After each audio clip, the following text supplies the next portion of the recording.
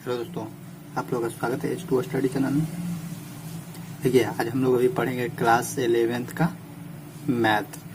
इससे पहले हम लोग क्लास 11th का मैथ पढ़े थे, जिसमें हम लोग ट्रिग्नोमेट्री का अच्छा से ट्रिग्नोमेट्री जो ट्रिगो है उस मतलब इसका हिंदी होता है त्रिकोणमिति। त्रिकोणमिति का क्लास 11th का टोटल खत्म हम लोग हो गया। उसमें केवल और केवल बचा है ट्रिग्नोमेट्री का इक्वेशन बचा है। इक्वेशन अभी सिखाया नहीं है और उसका ग्राफ बताया नहीं है, बस दो चीज बचा हुआ। इसके अलावा जितना भी आपको ट्रिग्नोमेट्री से क्वेश्चन हो सकता था, हर एक टाइप का क्वेश्चन कराए और खत्म कर दिया और सबको बताया जा रहा है, सबको बोला जा रहा है कि उसको देखिए। प्ले लिस्ट में देखिएगा तो वहां पे ऊपर मिलेगा क्लास 11th मैथ, उसी के नीचे सब चीज मिल जाएगा। उसी के नीचे देखिएगा ट्रिग्नोमेट्री का मिलेगा टोटल 1 से 18 तक वीडियो है, सब वीडियो। और एक चीज ध्यान रखिए, जो भी वीडियो देखते शुरू से देखा कीजिए, ये नहीं कि बीच से उठा के देख रहे हैं। बीच से उठा के देखिएगा तो कुछ समझ में नहीं आएगा। और ये सच्चाई बात बता रहे हैं, कुछ भी देखते हैं शुरू से देखिए और लास्ट तक कीजिए, ठीक। तो आज हम लोग क्लास 11th में मैथ सब्जेक्ट में नया चैप्टर शुरू करते हैं। नया अध्याय आज से शुरू करेंगे, नया पार्ट शुरू करेंगे।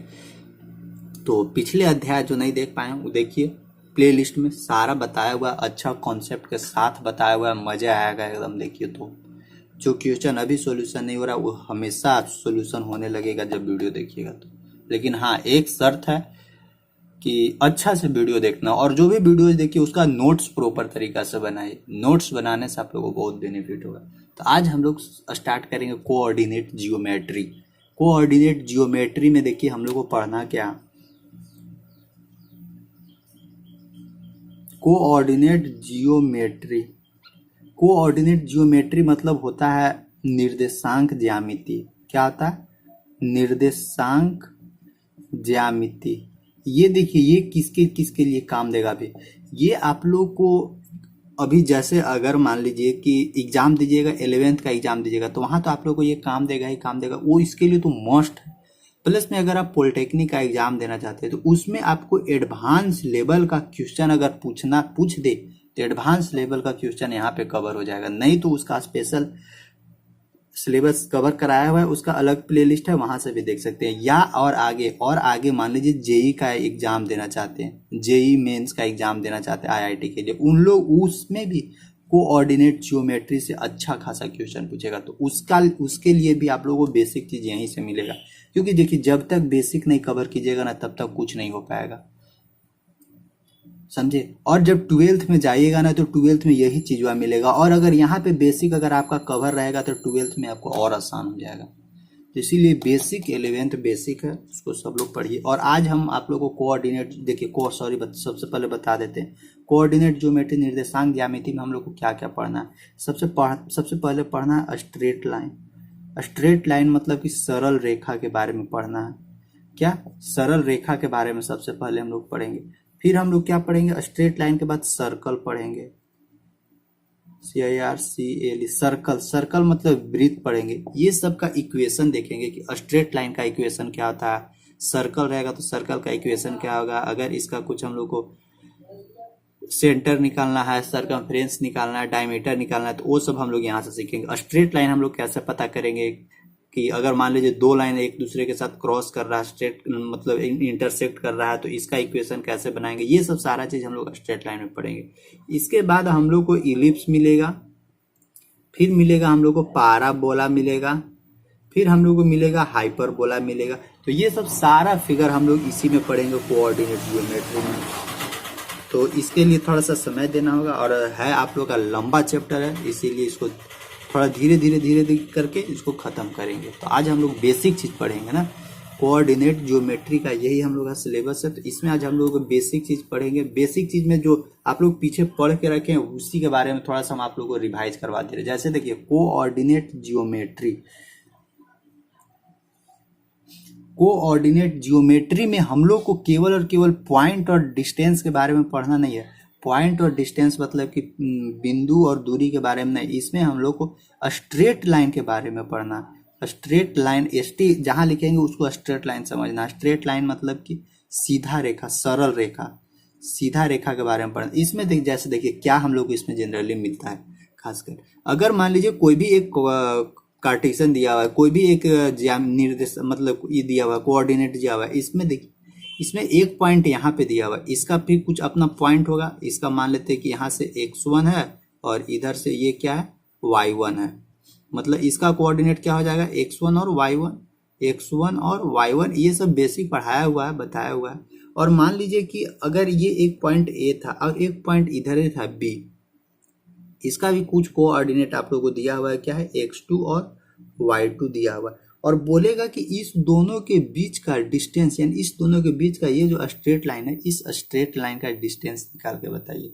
तो स्ट्रेट लाइन का डिस्टेंस कैसे निकालिएगा, डिस्टेंस फार्मूला के थ्रू निकालिएगा ना। तो डिस्टेंस फार्मूला क्या होता है, डिस्टेंस फार्मूला होता है x1 minus x2, x1 minus x2 का whole square plus y1 minus y2 का क्या होता है होल स्क्वायर का अंडर रूट, यही होता है डिस्टेंस फार्मूला। जैसे देखिए यहाँ पे क्या होता है, एक राइट एंगल ट्रायंगल बनता है, तो ये 90 डिग्री हो जाता है, तो ए और बी के डिस्टेंस में यहाँ पाइथागोरस थ्योरम लगा दीजिए, तो ए और बी का डिस्टेंस हम लोग को निकल जाएगा। ये वाला डिस्टेंस निकाल दीजिए, ये वाला डिस्टेंस, टोटल में से ये वाला घटा दीजिए, फिर यहाँ भी टोटल में से ये नीचे वाला घटा दीजिए, तो ये वाला डिस्टेंस निकल जाएगा और ये वाला, तो यहाँ से डिस्टेंस निकल जाएगा। तो इसको याद रखिए, डिस्टेंस फार्मूला क्या था, x1 माइनस x2 का whole square plus y1 minus y2 का होल स्क्वायर, ये होता है डिस्टेंस फार्मूला। अब थोड़ा अभी बेसिक ही बताएंगे, अब थोड़ा सा जस्ट आगे जाइएगा, तो आगे जाइएगा तो इसमें आप लोग को एक ट्रायंगल का फार्मूला मिलेगा। ट्रायंगल क्या होता है, इसी जगह ऐसे ही कोऑर्डिनेट ऐसे बन जाता है ट्रायंगल में, जिसमें यहाँ a होगा, यहाँ b होगा, c होगा। यहाँ a का कोऑर्डिनेट क्या रहेगा x1 y1 रहेगा, b का क्या रहेगा x2 y2 रहेगा, और c का क्या रहेगा x3 y3 रहेगा। अगर इस तरह का रहेगा तो उसका एरिया हम लोग कैसे निकालेंगे, क्योंकि देखिए ये सब आप लोग पढ़े हैं, इसीलिए बता बार बार नहीं रिपीट करवा रहे, क्योंकि ये सब ना आप लोग सब पढ़ के रखें, इसीलिए केवल रिपीट करवा दे रहे। ए बी सी है, यहाँ अगर x1 दिया हुआ है, y1 इसका कोऑर्डिनेट दिया है, ये कोऑर्डिनेट x2 और y2 दिया हुआ है, ये वाला क्या दिया हुआ है x3 और y3 दिया हुआ है। और यहाँ से अगर इसका एरिया निकालना है, एरिया ट्रायंगल का एरिया, तो ट्रायंगल का एरिया कैसे हो जाता है 1/2 x1, 1/2 x1 y2 minus y3, y2 minus y3, देखिए 1 2 3, फिर बीच में क्या होगा प्लस x2 क्या होगा y3 minus y1, y3 minus y1 plus क्या होगा यहाँ x3 क्या होता है x3 y1 minus y2, y1 minus y2, ये वाला फॉर्मूला होता है ट्रायंगल का। देखिए x1 मतलब 1 2 3, 2 3 1, 3 1 2, मतलब कि 123, फिर यहाँ क्या 231, फिर यहाँ क्या 312, बस यही याद रखना, 1 2 3, फिर चलना है 2 3 1, फिर 3 1 2, 123 231 312। हमेशा ध्यान रखिएगा x1 को बाहर रखना है और अंदर में क्या करना है y2 y3, मतलब इसके अनुसार y अंदर में रखना। ये होता है area of triangle.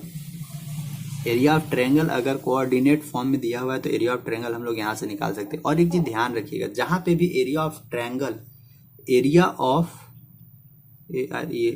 Of triangle zero हो गया, तो हम जहां भी एरिया ऑफ ट्रायंगल जीरो हो गया तो हम लोग समझ जाते हैं ना कि ये तीनों लाइन क्या है, एक ही लाइन पे है, मतलब कि एक लाइन ये आ जाएगा, दूसरा लाइन भी इसी पर आ जाएगा, तीसरा लाइन भी इसी पे आ जाएगा, मतलब कि तीनों लाइन एक ही लाइन पे आ जाएगा, जिसको हम लोग क्या बोलते हैं कोलिनियर, COLLINEAR। कोलिनियर मतलब बोलते हैं संरेखी।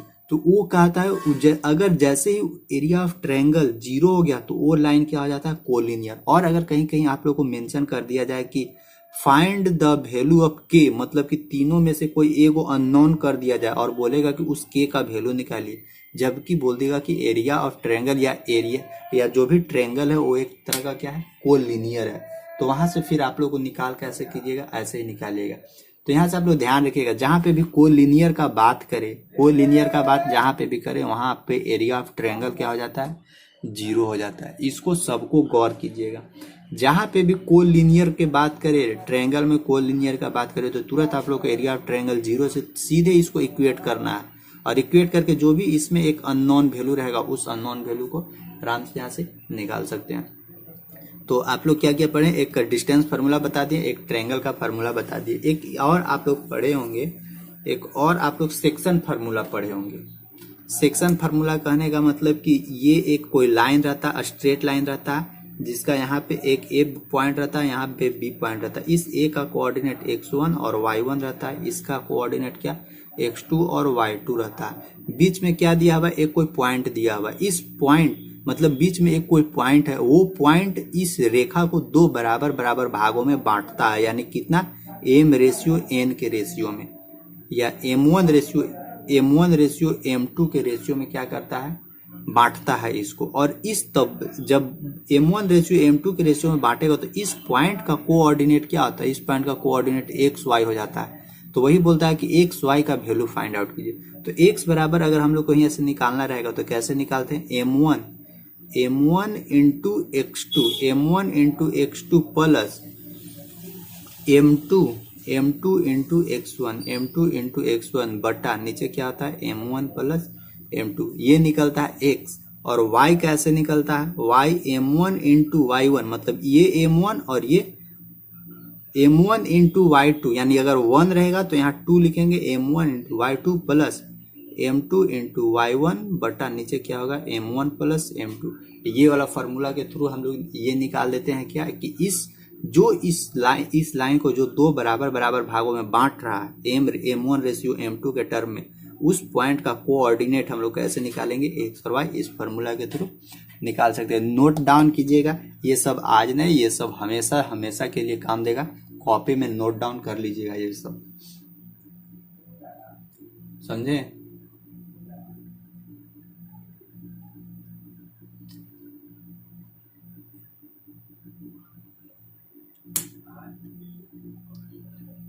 तो ये हम लोग का, इसको हमको क्या बोलते हैं, इस चीज को हम लोग बोलते हैं सेक्शन फार्मूला।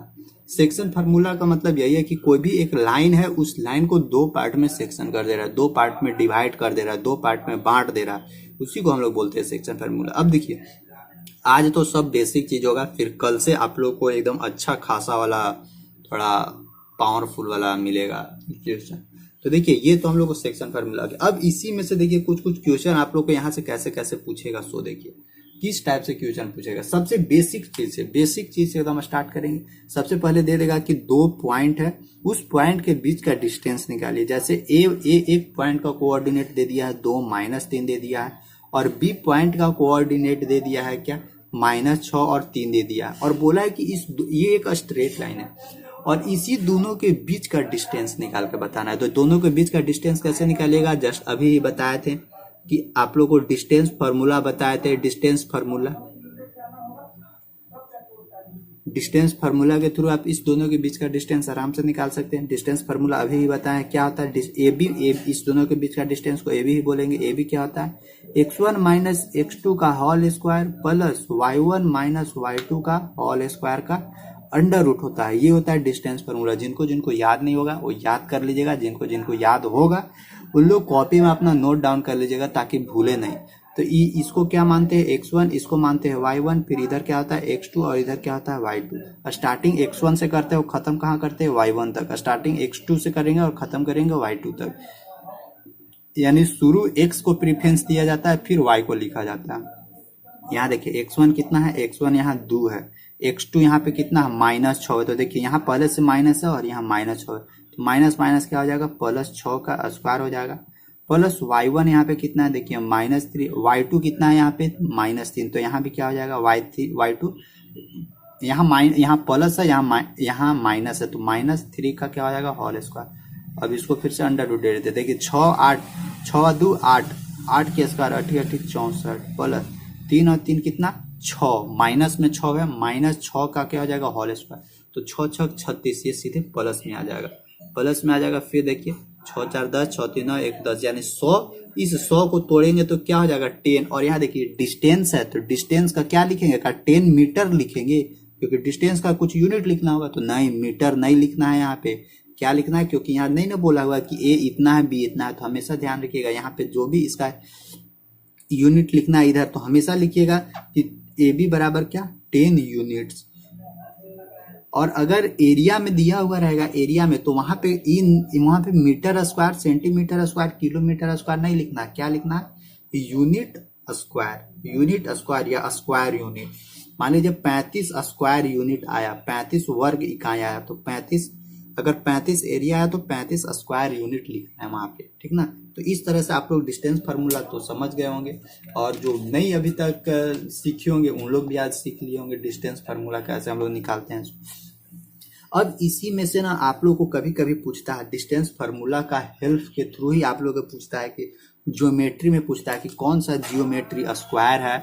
जैसे देखिए इसमें से क्या क्या पूछता है, कौन सा स्क्वायर है, फिर कौन सा क्या है रेक्टेंगल है, फिर कौन सा रैम्बस है, फिर कौन सा पैरालेलोग्राम है। ये सारा चीज आप लोग से कभी कभी पूछ देता है, और ये सब डिस्टेंस फार्मूला के थ्रू ही बताना पड़ता है। तो हमेशा ध्यान रखिएगा, सबका नाम दे दे रहे हैं, सब में लिख दे रहे हैं ABCD। अब भूलिएगा मत इसको, ABCD, यहाँ भी नाम दे दे रहे हैं ABCD, ये भी नाम दे दे रहे हैं ABCD।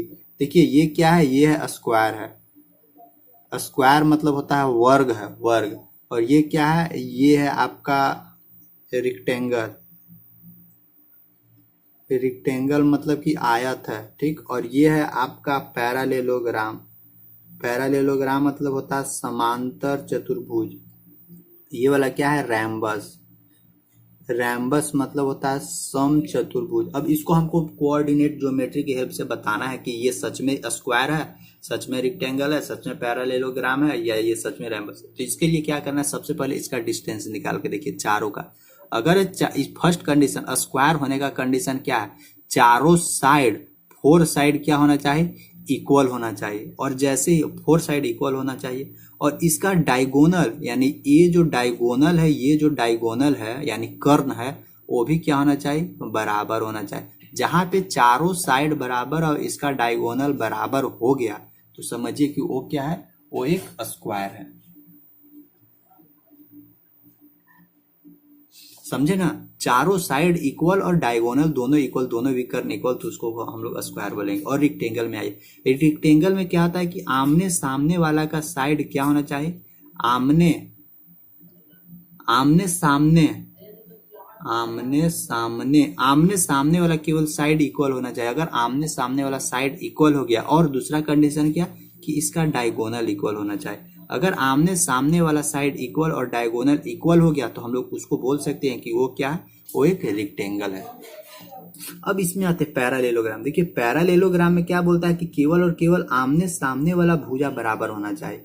अगर आमने सामने वाला भुजा बराबर हो गया और इसका डायगोनल बराबर इसमें नहीं होता है, diagonal is not equal, diagonal इसमें बराबर नहीं होता, केवल और केवल आमने सामने वाला का भुजा ये इसके बराबर और ये इसके बराबर अगर हो गया तो उसको हम लोग क्या बोलेंगे, पैरालेलोग्राम, मतलब कि समानांतर चतुर्भुज।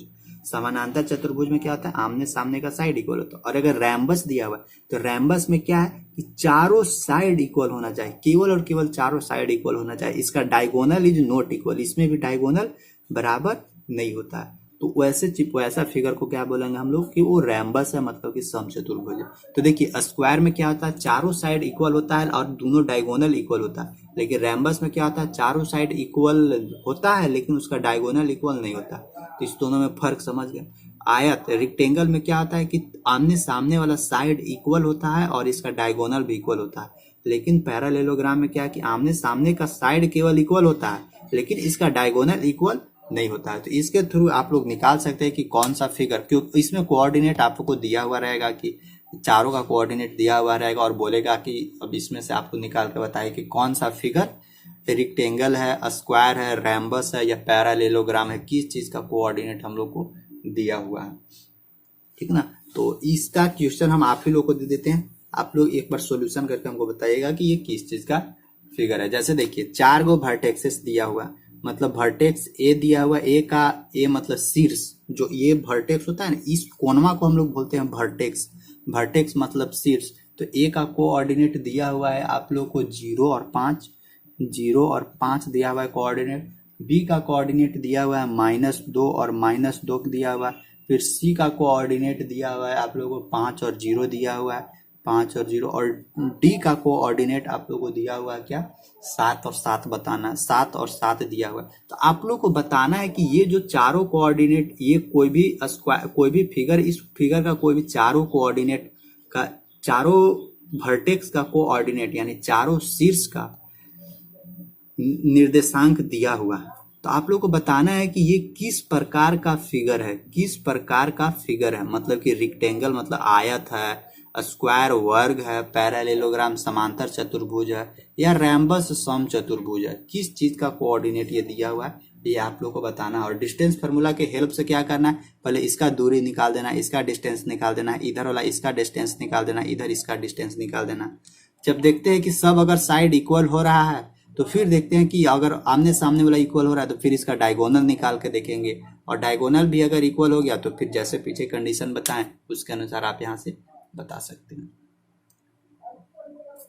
ठीक ना। तो ये वाला आप लोग बताइएगा। फिर एक क्वेश्चन आप लोग को और दे रहे हैं कि find the area of triangle, मतलब कि एरिया ऑफ ट्रायंगल निकालने के लिए आप लोग को दे रहे हैं, जिसका देखिए वर्टेक्स एरिया ऑफ ट्रायंगल निकालने का भी जस्ट बताया था फार्मूला, और इसका वर्टेक्स का दिया हुआ है कोऑर्डिनेट। देखिए वर्टेक्स कितना है, ए बराबर दिया हुआ है 4 दिया हुआ है, बी बराबर कितना दिया हुआ है, बी बराबर 3 - 16 दिया हुआ है, फिर सी बराबर कितना दिया हुआ है आप लोग को, एंड सी बराबर दिया हुआ है आप लोग को 3 और -2 दिया हुआ है। ए बराबर 4, बी बराबर 3 - 16 और सी बराबर 3 और -2। इसी का आप लोग को एरिया निकाल के बताना है कि एरिया ऑफ ट्रायंगल,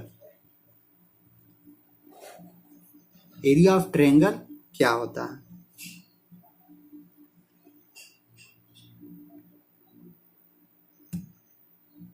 समझे ना, एरिया ऑफ ट्रायंगल क्या होता है, इसका एरिया निकाल के बताइएगा, जिसमें ए का कोऑर्डिनेट ये दिया हुआ है, बी का कोऑर्डिनेट ये दिया हुआ है, सी का कोऑर्डिनेट ये दिया हुआ है। तो यहाँ से एरिया ऑफ ट्रायंगल निकाल के बताइएगा।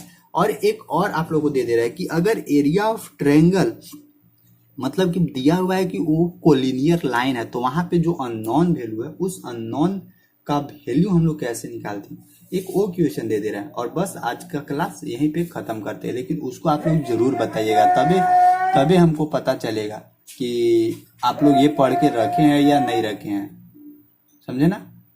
तो एक हम आप लोग को एक दे रहे हैं, और उसका क्या करना है कि बताना है कि इसका वैल्यू कितना होगा।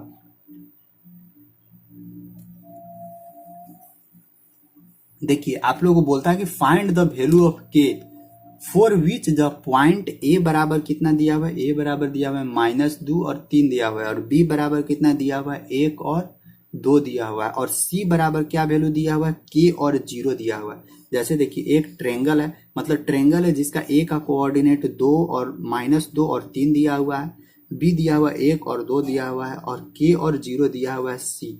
यहाँ ए है, यहाँ बी है, यहाँ सी है, और बोलता है कि ये तीनों लाइन क्या है, तीनों लाइन कोलिनियर, मतलब इस तरह का नहीं है, सब एक दूसरे के ऊपर ऐसे सुतल है, सब एक दूसरे के ऊपर सोया हुआ है, इस तरह का लाइन है कोलिनियर। तो जब इस तरह का लाइन होगा तो इसका एरिया ऑफ ट्रायंगल क्या होगा, एरिया ऑफ ट्रायंगल बराबर 0 होगा। तो एरिया ऑफ ट्रायंगल का यहाँ फॉर्मूला लिखिएगा और उसको 0 से इक्वेट कीजिएगा, और जो भी एक अननोन के है इस के का वैल्यू आप लोग को आ जाएगा। तो इस के का वैल्यू आप लोग जरूर बताइएगा हमको, -2 3 1 2 और के का वैल्यू कितना 0। तो इसका जरूर आप लोग बताइएगा कि इसका वैल्यू कितना रहा। ऑप्शन देते रहे, पहला ऑप्शन है 7, दूसरा ऑप्शन है 14 ABC, तीसरा ऑप्शन है कितना 12 और डी, चौथा ऑप्शन कितना है 8। यही है आप लोग का चारों ऑप्शन में से जो सही होगा वो आप लोग जरूर बता दीजिएगा। तो ठीक है, बस आज का क्लास यहीं पे खत्म करते हैं। और अगला, और आप लोग भी रिवीजन कीजिएगा, ये जो स्ट्रेट लाइन है ना इसको सब लोग रिवीजन कीजिएगा। कोऑर्डिनेट ज्योमेट्री एनसीईआरटी बुक में ये चीज अच्छे से मिल जाएगा आप लोग को, क्लास 11th के बुक में, वहां से देखिएगा। और अभी आप लोग को बेसिक चीज पढ़ाए ये सब क्लास 10th में भी मिल जाएगा, तो क्लास 10th में भी ये मिलेगा। और फिर धीरे धीरे कल से हम लोग एकदम बिल्कुल नया चीज सीखेंगे, स्ट्रेट लाइन, बिल्कुल नया चीज स्ट्रेट लाइन कोऑर्डिनेट ज्योमेट्री में सीखेंगे। बस तब तक के लिए आज का वीडियो यहीं तक रहेगा। आप लोग को अच्छा लगा हुआ होगा तो शेयर कीजिएगा, जितना दोस्त लोग होंगे सबको बताइएगा कि 11th का क्लासेस यहाँ से स्टार्ट हो गई है। आप लोग यहाँ से भी मैथ का क्लास चल रहा है, मैथ का क्लास कवर कर सकते हैं, अच्छे से पढ़ाया जा रहा है। ठीक, थैंक यू, बाय।